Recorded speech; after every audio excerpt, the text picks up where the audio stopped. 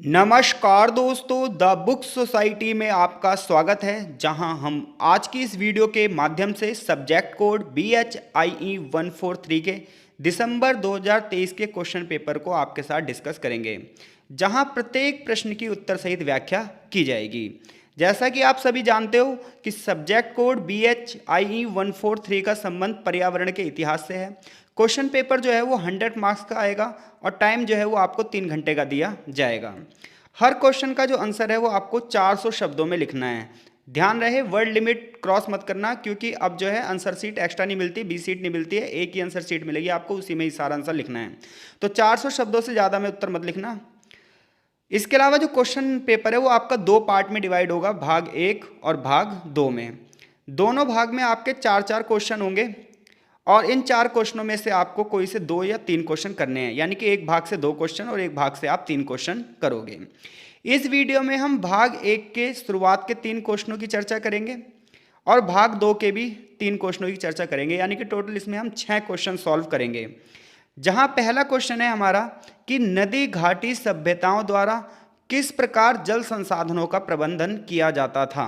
Question 20 number का और 400 शब्दों में उत्तर देना है। चलिए अब हम इसके उत्तर की ओर बढ़ते हैं।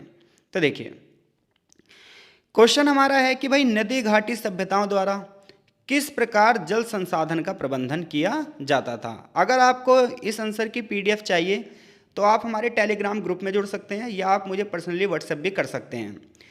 तो देखो भाई, सबसे पहली बात है कि नदी घाटी सभ्यताएं क्या हैं, और दूसरी बात इसमें ये बताना है आपको कि वो वाटर जो रिसोर्सेज हैं हमारे, उसके मैनेजमेंट कैसे करती थी, जल संसाधनों को प्रबंधन कैसे करती थी। तो देखिए, प्राचीन काल में जितनी भी सभ्यताएं बसी हैं वो किसी न किसी नदी के किनारे ही बसी हैं।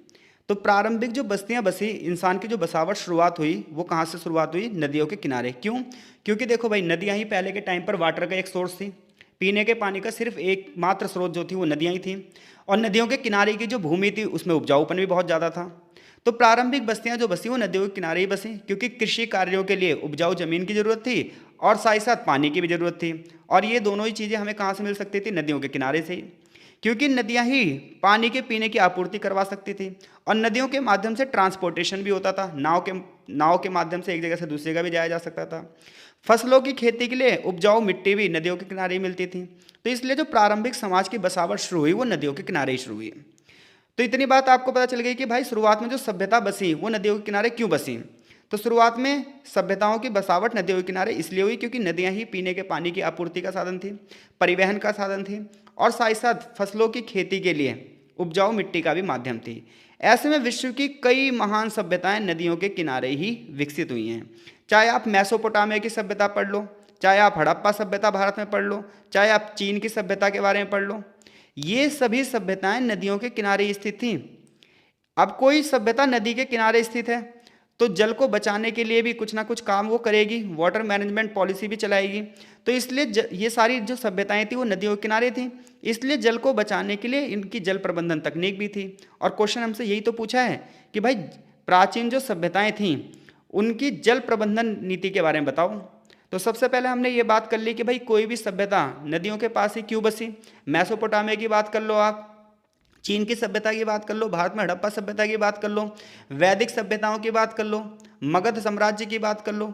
ये सारे जो क्षेत्र हैं नदियों के किनारे ही क्यों बसे? क्योंकि नदियां ही पीने के पानी की आपूर्ति करवाती थी, आसान परिवहन उपलब्ध करवाती थी, फसलों की खेती के लिए उपजाऊ मिट्टी प्रोवाइड करवाती थी। तो इस प्रकार से हमें पता चलता है कि नदियों का क्या महत्व था। अब चूंकि पानी का अपनी एक इम्पोर्टेंस है, तो ये सभ्यताएं वाटर मैनेजमेंट पॉलिसी को कैसे रखती थी, हम यहाँ पर हड़प्पा सभ्यता की जल प्रबंधन नीति का अध्ययन करेंगे। यानी कि हम यहाँ पर यह लिखेंगे कि हड़प्पा सभ्यता के लोग पानी को बचाने के लिए क्या करते थे और साथ ही साथ अपने क्षेत्र में पानी से संबंधित जितने भी इंफ्रास्ट्रक्चर था, जितना भी निर्माण था, उसको उन्होंने कैसे किया था। तो देखो, हड़प्पा सभ्यता जिसे हम सिंधु घाटी सभ्यता के नाम से भी जानते हैं, ये प्राचीन भारत की सबसे उन्नत और नगरीय सभ्यता थी। पूरी दुनिया की अगर पहली नगरीय सभ्यता कहा जाता है तो हड़प्पा सभ्यता को ही कहा जाता है। और इस सभ्यता में जल प्रबंधन को बहुत ही ज़्यादा महत्व दिया गया था। बहुत ही कुशलतापूर्वक से और बहुत ही मैनेज तरीके से इसे मैनेज किया गया था। और इसकी जो विशेषताएं थी वो क्या थी, हम इसकी बात करने जा रहे हैं। तो जल प्रबंधन नीति की सबसे पहली विशेषता जो होती है हड़प्पा की, वो ये था कि ड्रेनेज सिस्टम इनका बड़ा ज़बरदस्त था, यानी कि उन्नत जल निकास प्रणाली थी। तो देखो भाई, कोई भी सभ्यता अगर अच्छे से बसी होगी तो उसकी एक उन्नत जल निकास प्रणाली भी होगी। उन्नत जल निकास प्रणाली का मतलब है नालों का निर्माण अच्छे से किया गया होगा ताकि बारिश वगैरह के दौरान पानी ना भर जाए। तो हड़प्पा की बात करोगे तो आज से 5000 साल पहले हड़प्पा नाम के शहर, मोहनजोदड़ो नाम के जो शहर थे, इनकी जो जल निकास प्रणाली थी वो बड़ी सिस्टमेटिक वे में थी। अगर आप आज भी देखो तो भारत के बहुत सारे हिस्से ऐसे हैं जहाँ पर अच्छे से जल निकास प्रणाली नहीं है, बारिश में पानी भर जाता है। लेकिन आज से 5000 साल पहले हड़प्पा में, मोहनजोदड़ो में एक सुव्यवस्थित जल निकास प्रणाली है, एक सिस्टमेटिक वे है, जहाँ घरों और सड़कों के नीचे पक्की ईंटों से बनी नालियाँ बनाई गई थी जो पानी और गंदगी को मुख्य नालियों तक ले जाती थी। हर घर जो था वो किस नाली से जुड़ा हुआ था ताकि घर का जो गंदा पानी है उसमें निकल सके। यानी कि जैसे आज आप देखते हो कि घरों के किनारे को नालियों से जोड़ा जाता है और फिर ये नालियाँ थोड़ी थोड़ी दूर पर यहाँ हौदियाँ बनी होती हैं और इन हौदियों में कचरा रुक जाता है और फिर यहाँ से सफाई होती है। ये व्यवस्था आज से 5000 साल पहले भी हड़प्पा में थी। तो भाई हड़प्पा में अगर आप वाटर मैनेजमेंट देखोगे तो बड़ा ज़बरदस्त तरीके से किया गया था, जिसमें हम सबसे पहले ड्रेनेज सिस्टम की बात कर रहे हैं, उन्नत जल निकास प्रणाली की बात कर रहे हैं। यानी कि हड़प्पा के जो लोग थे उन्होंने अपने शहरों से पानी बाहर निकालने के लिए एक व्यवस्थित तरीके से ड्रेनेज सिस्टम बना रखा था, नालियाँ बना रखी थी जो कि गंदे पानी को और गंदगी को बाहर ले जाती थी। दूसरी बात यह है कि उन्होंने पानी को बचाने के लिए कुओं का निर्माण किया था। तो हड़प्पा सभ्यता के कई घरों में निजी कुएं मिले हैं जिससे नागरिक शुद्ध पीने का पानी प्राप्त करते थे। ये कुएं ईंटों से भी बनाए गए थे और लंबे समय तक टिकाऊ थे। हड़प्पा खुदाइयों से लगभग 700 कुओं के साक्ष्य प्राप्त हुए हैं। तीसरी बात यह है कि हड़प्पा वाले लोग जल को कैसे इकट्ठा करते थे, वाटर का स्टोरेज कहाँ करते थे। तो एक तो कुएं हमने पढ़ी लिए हैं, तो वर्षा के जल को बचाने के लिए वो क्या करते थे, बड़े बड़े जलाशय बनवा रखे थे उन्होंने, बड़े बड़े तालाब बनवा रखे थे, टांके बनवा रखे थे। हड़प्पा की खुदाई से एक विशाल स्नानागार मिला है, महान स्नानागार मिला है जो कि मोहनजोदड़ो में स्थित था, जो कि एक बहुत बढ़िया उदाहरण है। जैसे आजकल पूल होते हैं तो क्या होता है उसमें तीनों तरफ क्या होता है, सीढ़ियाँ बनी होती हैं नीचे उतरने के लिए, बीच में एक ताल होता है बड़ा सा जिसमें जाए जाते हैं। इसी को महान स्नानागार कहा गया हड़प्पा का। तो हड़प्पा सभ्यता की खुदाई में मोहनजोदड़ो शहर में एक बड़ा सा ग्रेट बात मिला है। सोचो आज से 5000 साल पहले इतनी बढ़िया संरचना मिली है, इतनी बढ़िया बनावट मिली है। इससे पता चलता है कि वो लोग जल को कितना ज़्यादा महत्व देते थे। ये ना सिर्फ जल को बचाने के लिए बल्कि धर्म जो धार्मिक अनुष्ठान होते हैं उनके लिए भी प्रयोग किया जाता था महान स्नानागार। सिंचाई व्यवस्था के लिए सिंधु और इसकी सहायक नदियों पर निर्भर थे हड़प्पा वासी। तो सिंधु और सहायक नदियों से पानी जो है सिंचाई के लिए प्रयोग किया जाता था। खेतों तक पानी पहुंचाने के लिए नहरों वगैरह का निर्माण किया गया था और बहुत सारे जल मार्ग भी विकसित किए गए थे। बाढ़ नियंत्रण, बाढ़ से बचने के लिए नगरों को ऊंचाई पर बसाया गया था। अगर आपने हड़प्पा सभ्यता के बारे में क्लास 12th में पढ़ा हो तो आपको पता होगा कि बस्तियां दो भागों में बटी थी, एक तरफ दुर्ग जो कि ऊंचाई पर बसा हुआ था, एक तरफ निचली बस्तियां थीं। तो इससे पता चलता है कि हड़प्पा वाले लोग का जो आर्किटेक्चर था, वास्तुकला थी, वो बड़ी जबरदस्त थी। बाढ़ से बचने के लिए उन्होंने ऊंचाई पर नगर बसाए थे और जल निकास प्रणाली बाढ़ को प्रभाव को कम करने में मददगार थी। यानी कि जो नालियाँ वगैरह बनी थी तो अगर बाढ़ आ भी जाती थी तो उससे पानी निकल जाता था बाहर की ओर। इसके अलावा हड़प्पा वासी जो है वो पानी का न्याय संगत उपयोग करते थे, पानी को वेस्ट नहीं करते थे। अगली बात यह है कि स्थानीय जल स्रोत। स्थानीय जल स्रोत क्या होते हैं, जैसे स्थानीय नदी हो गई, जैसे कुछ क्षेत्र जो थे हड़प्पा, जैसे हड़प्पा था वो रावी नदी के किनारे था, मोहनजोदड़ो सिंधु नदी के किनारे था, जो कुछ क्षेत्र ऐसे थे भोगवा नदी के किनारे थे, कुछ जो है सरस्वती नदी के किनारे थे। तो जो अपनी स्थानीय नदी थी वो उसका महत्व समझते थे। तालाबों का निर्माण करवा रखा था, कुओं का निर्माण करवा रखा था ताकि पानी की कमी नहीं होनी चाहिए। उदाहरण के लिए अगर गुजरात का आप धौलावीरा देखोगे तो गुजरात के धौलावीरा में छोटी छोटी नदियों पर बांध बनाकर, क्योंकि गुजरात शहर में जो धौलावीरा था उसके आसपास जो था एरिया सूखा हुआ था तो वहाँ पर पानी नहीं था, तो गुजरात के धौलावीरा में छोटी छोटी कुछ नदियाँ थीं जिस पर बांध बनाया गया और जिसके माध्यम से पानी को शहर के अंदर लाया गया, जिसके बाद बड़े पैमाने पर जलाशय भर दिए गए और बारिश के पानी को इकट्ठा किया गया और बड़े बड़े टांके ही बनाए गए। तो इस प्रकार से आपको पता चलता है कि हड़प्पा सभ्यता की जो जल प्रबंधन प्रणाली है वो अपने समय की सबसे मजबूत प्रणालियों में से एक थी। उन्नत जल निकास प्रणाली थी, बड़े पैमाने पर कुएं मिले हैं लगभग 700, जिससे पता चलता है कि भाई आज से 5000 साल पहले भी पानी को बचाने के लिए, पानी को अपने क्षेत्रों तक लाने के लिए कितनी बड़ी पॉलिसीज चलाई जाती थी। तो एग्जामिनर क्वेश्चन आपसे यही पूछ रहा है कि भाई प्राचीन जो सभ्यताएं थीं, इन सभ्यताओं में जल संसाधनों का प्रबंध कैसे किया जाता था। तो अगर ये क्वेश्चन आया आपका कि नदी घाटी सभ्यताओं द्वारा किस प्रकार जल संसाधनों का प्रबंध किया जाता था, तो मैं ये आशा कर रहा हूँ कि आप ये क्वेश्चन कर दोगे। कैसे लिखोगे, सबसे पहले सभ्यताओं के बारे में बताना। भाई सभ्यताओं की जो बसावट है वो नदियों के किनारे हुई, क्योंकि नदियाँ ही पहले जल का एकमात्र सोर्स थी, क्योंकि नलके वगैरह थे नहीं, बोरिंग वगैरह नहीं होती थी। तो प्रारंभिक जो बस्तियाँ थी नदियों के किनारे थी, क्योंकि नदियाँ पीने के पानी की आपूर्ति करवाती थी। ट्रांसपोर्टेशन का माध्यम था, यानी कि एक जगह से दूसरी जगह जाने के लिए नदियों का प्रयोग किया जाता था। फसलों की खेती के लिए उपजाऊ मिट्टी भी प्रोवाइड करवाती थी। इसलिए विश्व की ज़्यादातर जो महान सभ्यताएं हैं, चाहे मेसोपोटामिया की सभ्यता हो, चाहे चीन की सभ्यता हो, चाहे हड़प्पा सभ्यता हो, ये नदियों के किनारे ही इनकी बसावट हुई है।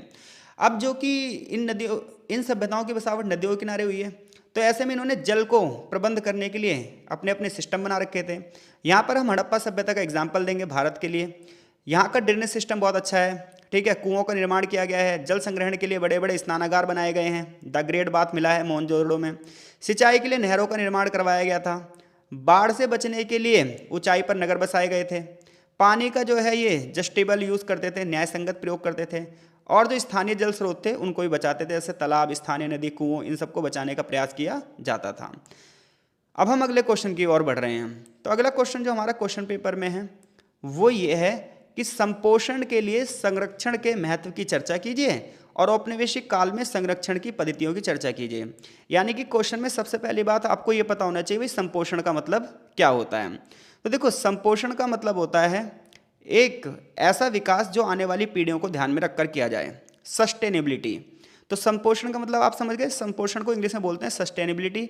और इसका मतलब ये होता है कि हमारा भी विकास हो, आने वाली पीढ़ियों का भी विकास हो, इसके लिए हम संसाधनों को बचाएं। तो अगर आप संपोषणीयता चाहते हो, यानी कि ये चाहते हो कि जो अवसर आपको मिल रहे हैं वो आने वाली पीढ़ियों को भी अवसर मिले, तो इसके लिए आपको संरक्षण करना पड़ेगा। क्योंकि आप चीज़ों का अंधाधुंध प्रयोग करोगे तो आने वाली पीढ़ियों के लिए कुछ बचेगा ही नहीं, और जब आने वाली पीढ़ियों के लिए कुछ बचेगा ही नहीं तो उनका विकास कैसे होगा। तो भैया संपोषण करना है तो संरक्षण करना ही पड़ेगा। आने वाली पीढ़ियों का भी विकास करना है तो आज के टाइम पर बचाव करना ही पड़ेगा। तो संरक्षण का मतलब होता है बचाना, ठीक है भाई। अब ये कह रहा है औपनिवेशिक काल में संरक्षण की पद्धतियाँ बताओ। औपनिवेशिक काल मतलब जब अंग्रेज भारत पर शासन कर रहे थे तो उन्होंने पर्यावरण को बचाने के लिए क्या क्या किया। तो मैं ये मान के चल रहा हूँ क्वेश्चन आप समझ गए हो। तो क्वेश्चन कह रहा है संपोषण के लिए, संपोषण का मतलब आप समझ ही गए हो कि जो विकास की प्रक्रिया है वो लगातार चलती रहे और जो अवसर है वो सबको मिलते रहें। संरक्षण का मतलब क्या होता है, बचाना। और फिर अंग्रेजों के समय में पर्यावरण को बचाने के लिए क्या क्या किया गया। तो चलिए अब हम इसके आंसर की बात कर रहे हैं। तो देखो, मनुष्य ने शुरुआत से ही पर्यावरण को प्रभावित किया है। यानी कि मनुष्य जब से इस धरती पर आया लगातार हमारी जो एक्टिविटी है वो लगातार पर्यावरण को प्रभावित करती रहती हैं। क्योंकि जब मनुष्य नहीं था तो यहाँ पर सिर्फ नेचर ही नेचर था। फिर इंसान आया, उन्होंने पेड़ों को काटा, पेड़ों को काट कर खेती लायक जगह बनाई, फिर जंगलों को काट कर वहाँ पर अपने घर बनाए। आज जंगलों को काट कर बड़े पैमाने पर सड़कें बनाई जा रही हैं, पहाड़ों को काट कर रास्ते बनाए जा रहे हैं। तो जो ह्यूमन एक्टिविटी है वो लगातार पर्यावरण को प्रभावित कर रही है। जब से मनुष्य इस पृथ्वी पर आया तब से लगातार वो पर्यावरण को प्रभावित ही करता जा रहा है। जैसे जैसे टेक्नोलॉजी डेवलप होती गई वैसे वैसे पर्यावरण का और भी ज़्यादा नुकसान होता गया। यानी कि जितनी ज़्यादा तकनीक का विकास होता गया उतनी ही बुरी तरीके से हमने पर्यावरण को नुकसान पहुंचाना शुरू कर दिया। फिर धीरे धीरे ये आवश्यकता महसूस हुई कि यार अगर इसी तरीके से पर्यावरण बर्बाद होता गया तो फिर आने वाली पीढ़ियाँ तो बच ही नहीं पाएंगी। तो हमें क्या करना पड़ेगा, पर्यावरण को बचाना पड़ेगा, नहीं तो आने वाली पीढ़ियों का विकास नहीं हो पाएगा। और बस जब ये चीज़ महसूस की गई तो वहीं से संपोषण की राजनीति शुरू हुई। संपोषण यानी कि आने वाली पीढ़ियों को भी ध्यान में रखकर विकास करना होगा और इसके लिए हमें आज के संसाधनों को बचाना होगा। तो सबसे पहले आप इस तरीके से क्वेश्चन का इंट्रो बनाओगे कि भाई मनुष्य की जो एक्टिविटी है वो लगातार पर्यावरण को प्रभावित करती रहती है। मनुष्य जैसे जैसे विकसित होता जाता है वैसे वैसे वो पर्यावरण का और भी दुरुपयोग करता जाता है। जैसे जैसे टेक्नोलॉजी डेवलप होती जाती है इंसान एनवायरनमेंट का भी मिसयूज करना शुरू कर देता है। बड़े पैमाने पर नदियों का प्रदूषण शुरू हो जाता है, जंगलों की कटाई शुरू हो जाती है, खेती योग्य जमीन कम हो जाती है, जीव जंतु मारे जाने लग जाते हैं, पहाड़ों की कटाई होती है। ऐसी तमाम एक्टिविटी होने लग जाती है जिसकी वजह से फिर एक समय आने के पर मनुष्य सोचता है कि यार अगर ऐसे रहा तो आने वाली पीढ़ियों का विकास कैसे होगा और इसके लिए हमें संरक्षण करना पड़ेगा। तो संपोषण जिसे इंग्लिश में सस्टेनेबिलिटी कहते हैं और संरक्षण जिसे इंग्लिश में कंजर्वेशन कहते हैं, दोनों ही बहुत ही ज़्यादा महत्वपूर्ण है अगर आप प्राकृतिक संसाधनों को बचाना चाहते हो। तो अगर हम अपने नेचुरल रिसोर्सेज को बचाना चाहते हैं, प्राकृतिक संसाधनों, पेड़, जंगल, जमीन, नदियाँ, पहाड़, इन सबको बचाना चाहते हैं तो हमें सस्टेनेबिलिटी यानी कि संपोषण को बढ़ावा देना होगा। अब हम बात कर रहे हैं संपोषण के उद्देश्य क्या होते हैं। तो संपोषण का पहला उद्देश्य होता है कि हम जो हमारे प्राकृतिक संसाधन हैं हम उनका अच्छे से उपयोग कर सकें। और हमारे प्राकृतिक संसाधन क्या हैं, मैंने अभी बताया, जल, जंगल, जमीन, ये सब क्या है, हमारे प्राकृतिक संसाधन हैं। अगर इन संसाधनों का हम ज़्यादा प्रयोग करेंगे, गलत तरीके से प्रबंध करेंगे तो पर्यावरण में क्या हो जाएगा, असंतुलन पैदा हो जाएगा। जैसे कि आज आप देख रहे हो बड़े पैमाने पर ग्लोबल वार्मिंग हो रही है, ग्लेशियर्स पिघल रहे हैं। ये क्या है, संसाधनों का ज़्यादा प्रयोग करने की वजह से तो ये कार्बन ज़्यादा बढ़ता जा रहा है। इसके अलावा संपोषण का दूसरा उद्देश्य है, हम ये पढ़ रहे हैं भाई संपोषण की जरूरत क्यों है। तो संपोषण की जरूरत इसलिए है, पर्यावरण को बचाने की जरूरत इसलिए है ताकि प्राकृतिक संसाधनों का हम उपयोग कर सकें।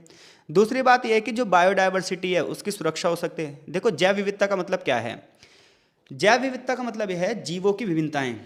कोई भी एक क्षेत्र है तो उस क्षेत्र में देखो इंसान भी रहता होगा, बहुत सारे जानवर भी रहते होंगे, ठीक है, बहुत सारे पशु पक्षी भी रहते होंगे, बहुत सारे बैक्टीरिया भी रहते होंगे, कवक भी रहते होंगे। तो इस प्रकार से पूरा का पूरा एक एनवायरनमेंट बनता है जहाँ बहुत सारी जातियाँ प्रजातियाँ रहती हैं। इसी प्रकार से एक जंगल के अगर हम एनवायरनमेंट की बात करें तो क्या होगा? जंगल में बहुत सारे जीव जंतु होंगे, पशु पक्षी होंगे, बहुत सारे प्रकार की जो है पेड़ पौधों की प्रजातियाँ होंगी, विभिन्न प्रकार की घासें होंगी, और ये सब मिलकर हमारे एनवायरनमेंट को चलाएंगी। और ऐसे में अगर हम ये जंगल को काट देते हैं तो ये पूरी की पूरी डाइवर्सिटी क्या हो जाएगी? खत्म हो जाएगी। क्योंकि एक जंगल को काटने से सिर्फ पेड़ों को नुकसान नहीं पहुंचता, एक जंगल को काटने से उस पेड़ों पर रहने वाले पक्षियों का जो है आसरा खत्म हो जाता है, जो वहाँ जीव जंतु रहते हैं वो खत्म हो जाते हैं, जो वहाँ पर ऑक्सीजन मीटर था वो भी खत्म हो गया।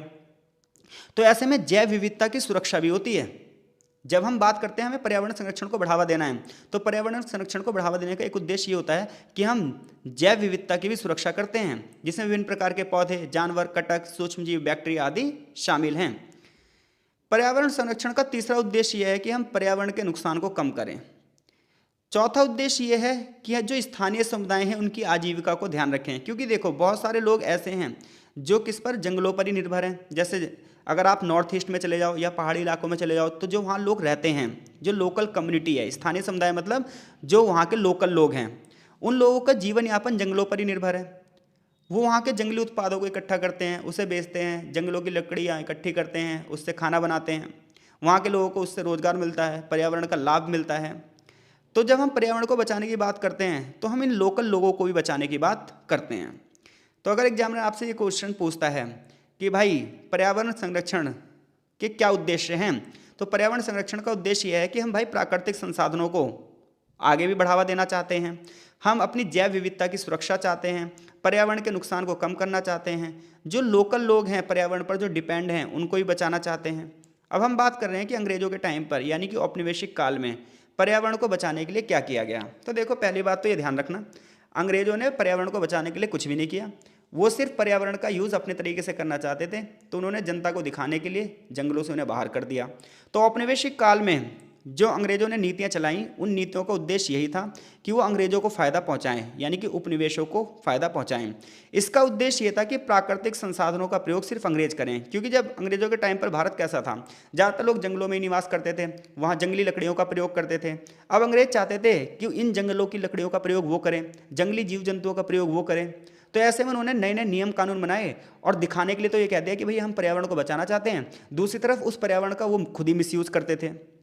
तो जैसे अंग्रेजों ने क्या करा, अंग्रेजों ने कानूनों के माध्यम से जो हमारे जंगल थे, वन संसाधन थे, इन्हें अपने आप में कब्जे में कर लिया और इसके लिए एक कानून बनाया, फॉरेस्ट एक्ट 1865।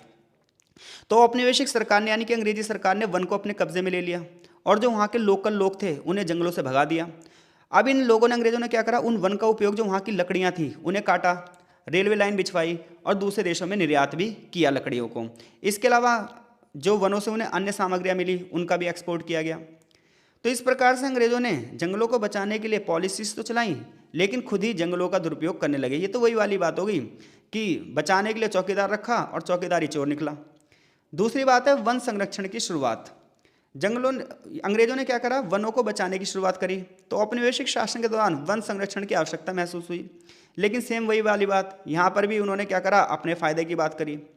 अंग्रेजों ने जल संसाधनों का प्रबंधन किया, बहुत सारी सिंचाई परियोजनाएं चलाई, बांधों का निर्माण किया, लेकिन इसका उद्देश्य ये था कि कृषि की उत्पादकता बढ़े और उनको टैक्स ज़्यादा मिल सके।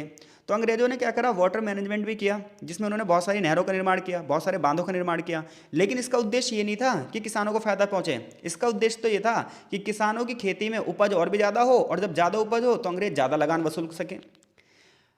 अंग्रेजों की तीसरी नीति थी खनिज संसाधनों की लूट। बड़े पैमाने पर लोहे की खानों से लोहा निकाला गया, कोयले की खानों से कोयला निकाला गया और उसे ब्रिटेन की ओर सप्लाई कर दिया गया। तो हमारे देश के जो संसाधन थे, खनिज थे, इनका बड़े पैमाने पर उन्होंने लूट की। इसके अलावा अंग्रेजों ने वन्य प्राणी संरक्षण के लिए कई सारे नियम बनाए। जैसे 1887 में अंग्रेजों ने एक कानून बनाया, वन्य पक्षी संरक्षण अधिनियम। यह अधिनियम पास किया गया। इस कानून के तहत यह कहा गया कि अगर भाई आपने किसी भी जंगली पक्षी को मारा या पकड़ा या अपने पास रखा या उसे बेचा तो ये गैर कानूनी है, इसके लिए आपको सज़ा मिलेगी। 1912 में फिर से ऐसे एक और कानून पास किया गया। 1932 में बंगाली गैंडों को बचाने के लिए गैंडा संरक्षण अधिनियम पास किया गया। इसमें एक आगे भाई, अगर आपने गैंडों को मारा, घायल किया या गैंडों को पकड़ा तो फिर आपको सजा दी जाएगी। तो इस प्रकार से अंग्रेजों के समय पर लगातार विभिन्न प्रकार के नियम बनाए गए, कानून बनाए गए। अंत में आप एक निष्कर्ष लिखोगे कि औपनिवेशिक काल में पर्यावरण को संरक्षण की जो पद्धति थी वो आर्थिक शोषण पर आधारित थी, यानी कि अंग्रेज दिखावे के लिए तो नियम बना रहे थे लेकिन खुद शोषण करना चाहते थे। तो अगर आपको पर्यावरण को बचाना है भैया तो संपोषण करना होगा, संरक्षण करना होगा, तभी मानव का कल्याण हो सकता है। तो अगर एग्जामिनर आपसे ये क्वेश्चन पूछता है कि संपोषण के लिए संरक्षण जरूरी क्यों है, तो आप बोलोगे संपोषण का अर्थ होता है कि हम अपने संसाधनों का प्रयोग इस प्रकार से करें कि हम भी संसाधनों का प्रयोग कर पाएं और हमारी आने वाली पीढ़ियां भी संसाधनों का प्रयोग कर पाएं। क्योंकि अगर हम संसाधनों का प्रयोग बहुत ही गलत तरीके से करेंगे, अंधाधुंध करेंगे, तो आने वाले टाइम पे ये रिसोर्सेज खत्म हो जाएंगे और आने वाली पीढ़ियां अपने अवसरों से वंचित रह जाएंगी। ऐसे में हम चाहते हैं कि लगातार चीज़ें चलती रहें, तो हमें पर्यावरण को बचाना होगा ही होगा और इसके लिए पर्यावरण संरक्षण पर ध्यान देना ही होगा। जब हम पर्यावरण का संरक्षण करते हैं तो न सिर्फ प्राकृतिक संसाधनों को बचाते हैं बल्कि बायोडाइवर्सिटी यानी कि जल, जंगल, जमीन सबकी रक्षा करते हैं, पर्यावरण के नुकसान को कम करते हैं, लोकल जो लोग होते हैं वहाँ पर जंगलों में रहने वाले या पहाड़ों पर रहने वाले, उनके भी हितों की सुरक्षा करते हैं। अंग्रेजों के टाइम पर पर्यावरण को बचाने के लिए बहुत सारे नियम कानून पास किए गए और आज भी भारत सरकार जो है लगातार नए नए नियम कानूनों को बनाती रहती है। जैसे प्रोजेक्ट टाइगर की शुरुआत की गई 1973 में, 1992 में प्रोजेक्ट एलिफेंट की शुरुआत की गई। तो इस प्रकार से सरकार लगातार नियम कानून बनाती रहती है ताकि पर्यावरण को बचाया जा सके। अगला क्वेश्चन बड़ा ही जबरदस्त है कि भारतीय दर्शन में वनों और जल के महत्व पर चर्चा करो। क्वेश्चन पेपर में भी मैं दिखा देता हूँ वरना आप कहोगे अपनी तरफ से बता रहे हैं जी। तो देखो क्वेश्चन नंबर 3 है, भारतीय दर्शन में वनों और जंगल का महत्व क्या था। तो देखिए, जब आप इंडियन फिलॉसफी पढ़ते हो और उसमें वनों और जल की बात करते हो तो दोनों का महत्व धार्मिक था। तो जब इंडियन फिलॉसफी यानी कि भारतीय दर्शन आप पढ़ोगे तो चाहे आप जंगलों की बात करोगे चाहे आप पानी की बात करोगे, दोनों ही जीवन से जुड़े हुए थे, दोनों ही अध्यात्म से जुड़े हुए थे। ये माना गया है कि भारतीय संस्कृति में पर्यावरण और प्रकृति का आपस में बहुत ही गहरा संबंध है। तो जब आप भारतीय दर्शन को देखोगे तो वहाँ पर अगर आप वनों की बात करोगे तो ये माना गया है वन तो जीवन का आधार होते हैं। आज भी आप देखोगे बहुत सारे लोग जो गाँव में निवास करते हैं, जो हमारी ग्रामीण जनसंख्या है, वो क्या करती है, वनों को जीवन का आधार मानती है। लोग पेड़ों पर जल चढ़ाते हैं, प्रकृति का धन्यवाद करते हैं। आज भी बहुत सारे लोग ऐसे हैं कि तुलसी को माता के रूप में पूजते हैं और जब तुलसी के पौधे से पत्तों को तोड़ते हैं तो पहले हाथ जोड़ लेते हैं। इसी प्रकार से केलों के पत्तों की पूजा की जाती है। तो भारतीय दर्शन की अगर आप बात करोगे भैया, भारतीय दर्शन में वनों का अलग ही महत्व है। वनों को प्रकृति का हृदय माना गया है। भारतीय ग्रंथों में वन्य जीवों के संरक्षण की बात की गई है। आप वेदों का अध्ययन करो, पुराणों का अध्ययन करो, हर एक में वनों को जीवनदायिनी शक्ति के रूप में माना गया है कि जीवन देने वाली शक्ति है वन। भारतीय दर्शन में जो वन है वो आध्यात्मिक स्थल है, यानी कि जो ऋषि मुनि थे वो तपस्या कहाँ करते थे, वनों में करते थे। वेदों में वनों की 3 श्रेणियां हैं, तपोवन, महावन और श्रीवन। अब देखो जो तपोवन है, तपोवन की उत्पत्ति जो है वो तप शब्द से हुई है और तप का मतलब होता है ध्यान करना। तो बहुत सारे जो ऋषि मुनि थे वो वनों में जाकर तप करते थे, तपस्या करते थे, ध्यान लगाते थे और सहज ज्ञान को अपने तेज करते थे। तो इस प्रकार से हम कह सकते हैं कि भारतीय दर्शन में जो वन है वो अध्यात्म की दृष्टि से भी बड़े महत्वपूर्ण थे। तो एग्जामिनर आपसे क्वेश्चन ये पूछ रहा है कि भैया भारतीय दर्शन के हिसाब से वनों और जल का महत्व बताओ। तो आप बताओगे भारतीय दर्शन में वनों और जलों को जीवन का मूल आधार माना गया है। ये माना गया है कि इनके बिना जीवन है ही नहीं। भारतीय दर्शन में वनों को जीवन का आधार माना गया है। वन जो होते थे आध्यात्मिक स्थल होते थे जहाँ पर ऋषि मुनि जाकर तपस्या करते थे, अपने ज्ञान को बढ़ाते थे। भारतीय दर्शनों में वनों को ध्यान, साधना और योग के लिए आदर्श स्थान माना गया है। ऋषि मुनियों की जितनी भी तपस्या थी, जितना भी उन्हें ज्ञान प्राप्त हुआ था वनों में ही प्राप्त हुआ था। चाहे आप महात्मा बुद्ध को भी देख लो, उन्हें भी एक पेड़ के नीचे ही ज्ञान की प्राप्ति हुई थी। इसी प्रकार से आप वेदों का, पुराणों का अध्ययन करोगे, उपनिषदों का अध्ययन करोगे तो वन जो है, वन्य आश्रम एक महत्वपूर्ण स्थान था। तीसरी बात यह थी कि वनों का आर्थिक और औषधीय योगदान था। तो अभी मैंने बताया आपको वनों को 3 श्रेणियों में बांटा गया था। एक थे तपोवन, तो तपोवन किस लिए थे, तपस्याओं के लिए। एक थे महावन, तो जो महावन होते थे ये आकार में बड़े होते थे, सभी जंगली पौधे होते थे, यहाँ पर पेड़ होते थे, जड़ी बूटियाँ होती थी, झाड़ियाँ होती थी, जानवरों का निवास स्थान होते थे। ऐसे में इन वनों को औषधियों का स्रोत माना गया था। आयुर्वेद में वनस्पतियों का बहुत तगड़ा महत्व है। तो पहले जो, आज भी आयुर्वेद के जो सिद्धांत है वो वनस्पतियों के आधार पर ही हैं। रामायण में आपने देखा होगा संजीवनी बूटी के लिए जो हनुमान जी वो कहाँ गए थे, वो वहाँ गए थे पर्वत पर और पूरा का पूरी जो सारी जड़ी बूटियों का सहित पर्वत ले आए थे। तो इससे पता चलता है कि जो वनों का महत्व वो जीवनदायक नहीं है और विभिन्न प्रकार की औषधियों का भी प्रयोग किया जाता है। आज भी आप देख लो, एलोवेरा के जेल का यूज़ किया जाता है, गिलोय के पत्तों का प्रयोग किया जाता है। तो आज भी देखा जाए तो वन हैं वो औषधियों का सोर्स हैं, दवाइयों का सोर्स हैं। चौथी बात यह है कि भारतीय दर्शन में पर्यावरण संतुलन बनाए रखने के लिए वनों का एक महत्व है। भारतीय दर्शन ये मानता है कि वन पर्यावरण को बैलेंस में रखते हैं, जल और वायु और भूमि को शुद्ध करते हैं। वन देवी देवताओं का निवास स्थान है। कई सारे वन देवी देवताओं की पूजा भारत में की जाती है। पवित्र उपवन अपना एक महत्वपूर्ण भूमिका अदा करते हैं। उदाहरण के लिए राजस्थान में आपको पता ही है बिश्नोई समाज, तो बिश्नोई समाज पेड़ों का बहुत सम्मान करता है। ये समुदाय वन संरक्षण को बढ़ावा देता है और हमेशा सुर्खियों में रहता है। भारतीय दर्शन में जो है धार्मिक और सांस्कृतिक महत्व भी है। भारतीय धर्म ग्रंथों में वनों को पूजा का योग्य स्थान माना गया है। पीपल के पेड़, बरगद के पेड़, तुलसी के पेड़ों को पवित्र माना गया है। रामायण और महाभारत जैसे ग्रंथों में भी वनों का वर्णन मुख्य रूप से मिलता है। तो मैंने बताया था आपको वनों की 3 श्रेणियां होती हैं, तपोवन, महावन और तीसरा होता है श्रीवन। तो जो ये श्रीवन है ये मंदिरों से जुड़े होते हैं। आजकल श्रीवनों को उपवन के नाम से जाना जाता है। ये पवित्र उपवन हैं और ये माना जाता है कि इन उपवनों के पेड़ों की कटाई नहीं होनी चाहिए। लोग जी जान लगा देते हैं भाई इन पेड़ों को काटने से बचाने के लिए। बरगद और पीपल के पेड़ का तो विशेष ही महत्व है। तो अगर एग्जामिनर आपसे क्वेश्चन पूछता है भाई भारतीय दर्शन में वन का महत्व बताओ, तो आप बताओगे भारतीय दर्शन में वन का महत्व यह है कि भैया वो जीवन का आधार माना गया है, उसे आध्यात्मिक स्थल है, ज्ञान का सोर्स माना गया है, औषधीय योगदान है, बड़े पैमाने पर बीमारियां जो हैं उसको भी हटाने में जो वन की औषधियाँ हैं वो प्रयोग में लाई जाती हैं, पर्यावरण का संतुलन बना रहता है और धार्मिक महत्व तो है ही है। अब हम बात करते हैं भारतीय दर्शन में जल का क्या महत्व है। तो भारतीय दर्शन में जल को जीवनदायिनी शक्ति माना गया है कि जल तो भैया प्रकृति का अनिवार्य घटक है, जीवन जीने के लिए बहुत ज़्यादा जरूरी है। भारतीय दर्शन में जल को जीवन का मूल कहा गया है, जल को पवित्र और दिव्य माना गया है। ऋग्वेद में तो जल को अमृत समान माना गया है। आज भी घर में जब पूजा पाठ होती है, किसी भी धर्म में हो, चाहे हिंदू धर्म हो, चाहे मुस्लिम धर्म हो, चाहे सिख धर्म हो, हर धर्म में जो है जल को पवित्र माना गया है। आप हज की यात्रा पर जाते हैं तो आबे जमजम का जल लेकर आते हैं, आप हरिद्वार जाते हैं तो गंगा जल लेकर आते हैं, गुरुद्वारों में जाते हो तो वहाँ का अमृत जल लेकर आते हो। तो भाई जल की बात करो अगर भारतीय दर्शन में खास तौर पर, तो ये एक जीवनदायिनी शक्ति के रूप में माना गया, इसे अमृत माना गया है। जल पवित्र माना गया है, जल शुद्ध माना गया है। गंगा, यमुना, सरस्वती जैसी नदियों को देवी का स्थान प्राप्त है भारतीय दर्शन में। जल को पंच तत्वों में माना गया है, यानी कि पृथ्वी, जल, अग्नि, वायु और आकाश, ये पंच तत्व होते हैं। और जल का उपयोग ध्यान और साधना में भी किया जाता है, मानसिक और शारीरिक शुद्धता में भी किया जाता है भारतीय दर्शन में। जल का महत्व जो है पर्यावरण में तो है ही है, क्योंकि नदियाँ सूख जाएंगी, तालाब सूख जाएंगे तो लोग प्यासे ही मर जाएंगे। तो पर्यावरण में इसकी अपनी एक अलग ही भूमिका है।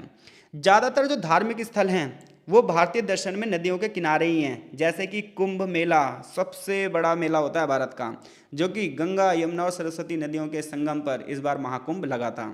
जलाभिषेक जैसी जो प्रथाएं हैं ये जल के महत्व को प्रदर्शित करती हैं। तो इस प्रकार से जल और वन का समन्वित दृष्टिकोण देखोगे तो भारतीय दर्शन में वनों और जलों का आपस में परस्पर संबंध है।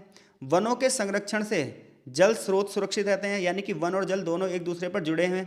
अगर वन रहेंगे तो जल रहेंगे, क्योंकि वन रहेंगे तो वर्षा अच्छी होगी, वर्षा अच्छी होगी तो जल के सोर्स बढ़ेंगे, और जल रहेगा तो वनों का विकास होगा, क्योंकि पानी से सिंचाई होगी और पेड़ों को पानी मिलेगा तो जंगल भी आगे बढ़ेंगे। तो इस प्रकार से पर्यावरण और जल दोनों एक दूसरे पर क्या हैं, निर्भर हैं। अतः भारतीय दर्शनों में वनों और जलों का अपना अलग महत्व है।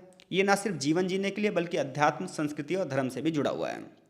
मैं आशा कर रहा हूँ कि चीज़ें आपको अच्छे से समझ में आ रही होंगी। कमेंट बॉक्स में अपनी प्रतिक्रिया जरूर देना, और अगर आपको ये PDF चाहिए तो आप हमसे कांटेक्ट कर सकते हैं। अब हम बात कर रहे हैं अगले क्वेश्चन की ओर। तो देखो अब तक हमने सेक्शन A के 3 क्वेश्चन डिस्कस कर लिए हैं आपके साथ। चौथा क्वेश्चन टिप्पणी वाला है, तो हम इस पर डिस्कस नहीं कर रहे हैं, क्योंकि जो है टिप्पणी वाले जो क्वेश्चन है इसे लिखने में ज़्यादा समय लग जाता है, तो हम इस वाले क्वेश्चन को आपके साथ अभी डिस्कस नहीं कर रहे हैं। अगर जरूरी लगा तो अगली वीडियो में हम करेंगे। अब हम भाग 2 की बात कर रहे हैं। भाग 2 में 5वां, 6वां और 7वां क्वेश्चन हम डिस्कस करेंगे, लेकिन इसके लिए हम इस वीडियो के भाग 2 में ही इसकी चर्चा करेंगे, वरना वीडियो काफ़ी लेंथी हो जाएगी। तो मिलते हैं आपसे इस वीडियो के भाग 2 में, तब तक के लिए आपका बहुत बहुत धन्यवाद।